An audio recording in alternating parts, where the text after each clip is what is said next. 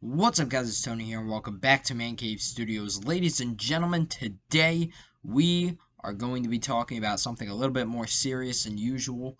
You know, a lot of these podcast episodes get devoted to something like music or sports or something specifically related to me, but this time I'm going to be talking about a little bit more of a broader concept and kind of trying to preface everything with my own stories, I guess you could say. And I should put a disclaimer out beforehand. This video is in no way intended to serve as a kind of alternative to therapy or anything like that, or, any type of psychological help. This is just me kind of telling my own stories and telling what has worked for me in the past, because I have battled addiction before, and I'm going to talk a little bit about that in today's video, and also try to give, some tips for what I have. But, you know, as much as I would like to be a reliable source of information, I am just a guy who vlogs typically, and like I said, if you are seriously battling addiction, you should reach out to someone like a psychiatrist or someone who can help a little bit more. But on a personal level, I'll start today by talking about a time that I was addicted to something. Now, again, I'm about as straight edge as well, I haven't said this yet, but I'm about as straight edge as they come, right? The one thing that I was addicted to, and I was addicted to it as a child mostly, was soda. And soda was like, initially it was something that I used to have with dinner, and growing up, my parents were working basically 8 to 4 or 9 to 5, so I was going to extended day after school, and then the easy thing was to just go to McDonald's and eat a hamburger afterwards, and I would always get a hamburger and fries, and then Coca-Cola or Pepsi, whatever they had.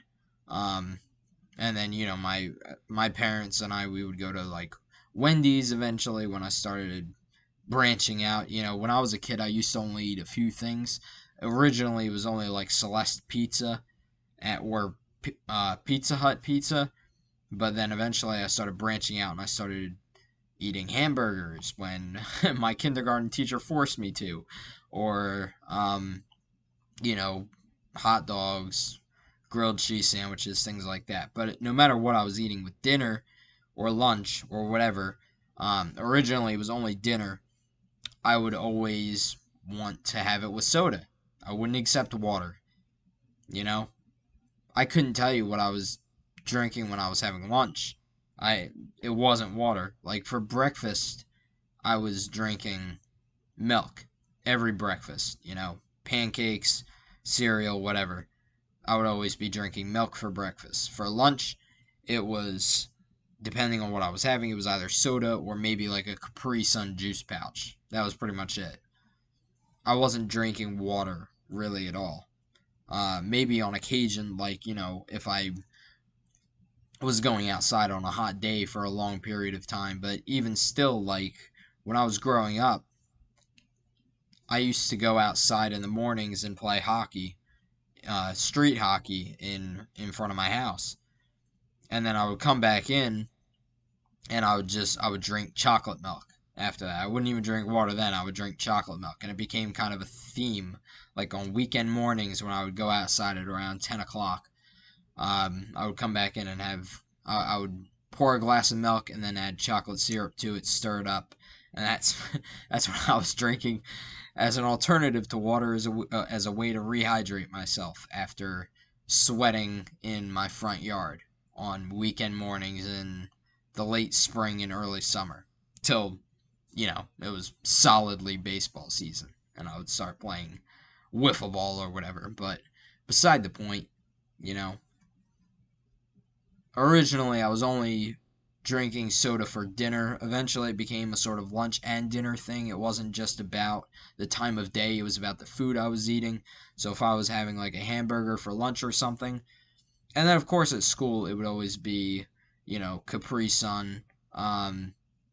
Rarely would I drink water. Only when my Lunchables came with water would I drink water. But even then, like, I hated the water in the Lunchables. and still do, quite honestly. Um, you know, the same water I've had at like airports before, things like that. So, but that was really the only time I was drinking water, when I was forced to drink water, or like from water fountains or whatever, when I was at summer camp. But most of the time it was just soda. Like with any meal that I had, it was either soda if it was lunch or dinner, or milk if it was breakfast. And that was pretty much what I dealt with all the way up until I was a teenager. Um, or even, in the middle of my teenage years, I guess you could say. So the way that I eventually dealt with this was, I decided one day, I don't even remember what my thought process was, but I saw a YouTube video somewhere about, fighting uh, addiction or something. Like, it was one of those influencers, one of those vloggers like myself, but like more famous. And he was talking about, I guess, perfecting yourself and fighting. He used to eat too much, I think was a theme. Like he would, um, and then he just made improvements to his diet and became skinnier and started working out and all that. Um, and so I saw that and I was kind of inspired by that. So I was like, you know what? I don't know if I'll be able to give up like eating sweets or anything. And I've tried to give that up a few times. And largely I've been successful because I don't eat nearly the same amount of sweets that I used to. Not that it matters for me, honestly. I have a high metabolism either way. But I realized that I was, addicted to soda. So if I'm going to start trying to perfect myself, be a better person, I should probably start with getting rid of my soda addiction, which was the biggest addiction that I had at the time. And so I remember the day that I stopped drinking soda. It was August 17th. And I got through it to start by keeping like a counter, like counting how many days I'd gone without soda. And I had a document, like a Microsoft Word document on my computer, and I just, every day that I went without soda, I would update the number. And the first few days, and you'll hear this from everyone who's battled addiction, it's kind of a cliche. The first few days are the hardest. For me, the hardest day was probably the third or fourth day. It was definitely within the first week, but it wasn't the first day. Like, depending on how deep you are in an addiction, like, soda used to wake me up, you know? And over the summer, I usually get to bed really early in the morning and then sleep until the afternoon. Um, and then there were times back then when my mom and I would go to Five Guys or something and have lunch there because I would just skip breakfast entirely, and I still do over the summer. Um, but it had to be like the third day we were going out to lunch, and I felt like my lips were parched, like my whole mouth was parched, and I was like, oh, I don't know if I can do this. Like when we get to Five Guys, I'm definitely getting soda with my hot dog. I can't imagine drinking water with a hot dog. And ultimately, I wound up deciding against it. I got to the soda fountain and I was like, I took a deep breath and I begrudgingly hit water and then I had water with my hot dog and it tasted terrible and I hated it and I was like, oh God, why am I doing this? And even worse, my dad, who I didn't really talk to much about giving up soda, he went out to Sam's Club during the week, like a few days after I told both of my parents that I was trying to stop drinking soda, and he bought like a 4 pack of 2-liter sodas. And I was like, are you trying to hurt me? Like, are you trying to make me quitting? And ultimately, I think we wound up throwing most of them out because he drinks Diet Pepsi or Diet Coke or something, and I always used to just drink straight up Pepsi. Um, at least with dinner and lunch and stuff like that. So the first few days were rough, like, cause it's one of those things you have to drink to live, obviously. So I was drinking water instead because water is obviously the healthiest option. And even in those days, my parents were saying, like, you know what, you should try iced tea or something like that if you're looking for something with a little more flavor. And I tried iced tea once before by accident.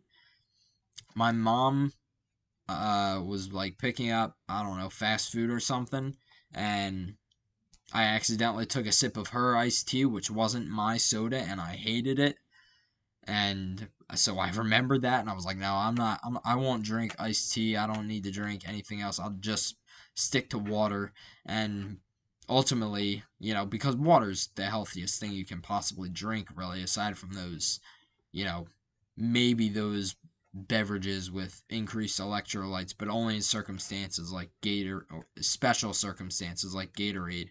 Um, so I just, it took a few days, but I started drinking water starting on August 17th, 2017, and it took a bit to get used to, but there was one time late in the month or early in September when I was eating something or I was about to eat something. And I remember like standing by the kitchen counter and like waiting for whatever dinner was going to be that night.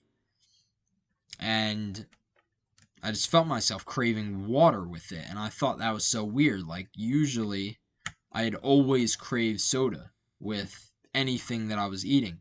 But all of a sudden, I was kind of becoming addicted to water, which obviously is a good addiction to have. Um, and so ultimately, over time, I just kind of stopped thinking about drinking soda with lunch or dinner. It was always like my go to was always water. And so that's just kind of a way that a healthy habit supplemented an unhealthy addiction. And like I said, it definitely took a while. Like the first week, but especially the few days later in that first week are the most difficult because, you start the week with all the energy. You start um that first week just thinking like, you know what, I'm finally going to do it. I'm going to give up my addiction, and maybe that willpower will um it'll get you a few days along, but eventually it becomes a little bit fatiguing. You lose some of that energy. But it's important to know that after just a couple of weeks, that feeling will be gone. Or maybe not, it might not be completely gone, but it'll be a lot less impactful than it was on day 3 or day 4 or day 5, because it takes time to get over.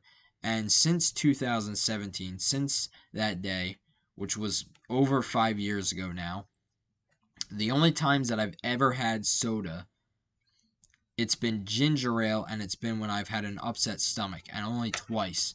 And it was later that same year in the morning, and then earlier this past year, also in the morning. And it was only, a few sips or whatever. But I never drank ginger ale before. It was the big problem with me was like root beer, like mug root beer or Pepsi or, any type of soda at a restaurant.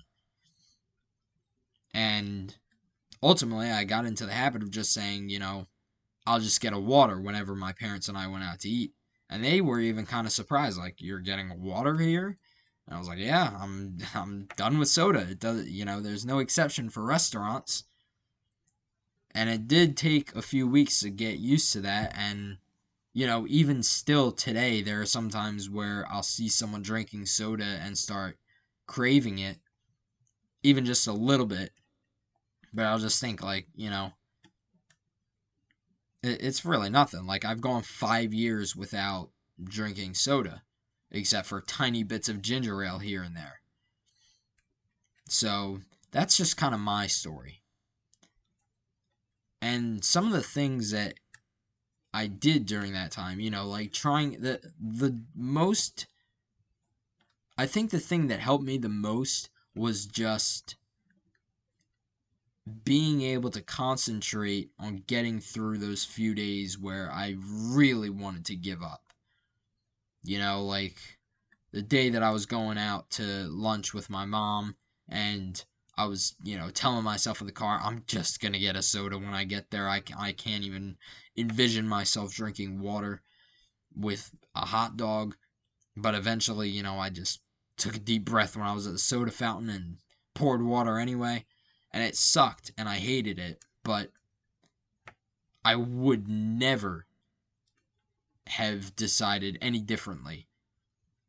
Like, if you ask me to do the same thing, I would stand in front of that fountain again. And granted, we were at a place where they had a soda fountain that served vanilla Coke. It was, one of those, what do you call it? Like the touch screen soda machines. And vanilla Coke was like my favorite thing in the world at the time. But even still, I just, I decided, screw it. I'm just gonna get water. If I hit soda, then the addiction comes back on, and then it's hard to get back on the path to not drinking soda at that point. Because when you fail once, at least with me, when I fail once, my mind just sort of says, all right, well, we're not going to do this anyway. The way that I have to get through an addiction is just to survive that first week or so, and then just take it from there, because then it gets easier after that. But if I give up sometime in that week, it's going to take a few months or maybe even years for me to start up again. Like, there have been times where I've been addicted to my phone or addicted specifically to social media. And some of what I do has to involve social media, so it makes it a little hard to give it up completely. Like running for public office, I need social media to boost my campaign. And then, when I was running the Man Cave Studios accounts,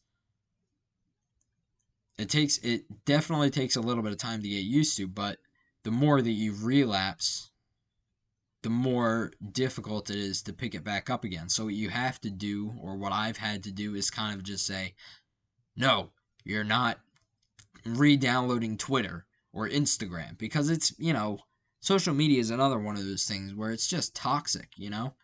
Like drinking soda is probably better for you than getting on social media. And every once in a while, I just completely give up with social media, but then something draws me back to it, like that I have to use it. And then it takes a little bit of time, but I start getting involved in it again, and I have to take a step back and, stop scrolling through Twitter at 2 in the morning, things like that. Just because, it's toxic, things that aren't good for you, but are addicting. And the purpose, soda is not even close to as purposefully addicting as social media is. Like, social media is designed to be addicting. All of the, if you just go on Twitter, for example, and look at the trending section, like, that keeps you in the know of what people are upset about. And so they deliberately put those controversial topics towards the top, so that way you click on them and you engage with them, and then you feel the obligation to continue engaging with them. And so what I've done is just put timers on my social media apps on my phone. So, like, I can scroll through Instagram for 5 minutes a day, or Twitter for 5 minutes a day. And so, sometimes I'll extend it. Like if it's NHL trade deadline day or MLB trade deadline day, like there are exceptions. But if you're the type of person that can't control yourself around things like social media, then you shouldn't have exceptions, because that'll only draw you back in. But I've gone a while. I don't know, I don't have an exact day, but I've gone a while without religiously using social media, and hopefully there will be a time when I just don't have to use it at all. Hopefully in a few months. I won't have any need for it anymore, and I can just give it up completely. But it takes a little bit of getting used to. And, I've also been addicted to my phone at times. But over the past week, the day I'm recording this, I haven't used my phone more than 3 hours at all in a day. Whereas even like well before that, it was, 6 hours, 7 hours, 8 hours. It was a lot. I was spending a lot of time on my phone. Like, just one example here, July 13th. I'm looking at it right now. 5 hours and 30 minutes on my phone that day. July 22nd, 5 hours, 17 minutes. Like, that's a lot of time. And that, I luckily my phone tells me like what I'm wasting my time on. And some of the stuff is healthy, but some of it isn't, like YouTube. I spent 36 minutes on YouTube the other day. Spent all 5 minutes of my Instagram time and Twitter time. And I wasn't really doing anything that specific day that I'm talking about. So it's definitely, it's tough sometimes, but I'm still working on that addiction now of trying to get away from my phone as much as possible. And the way that I've been doing it is trying, like I did with soda, to form a healthy habit in the place of a bad one.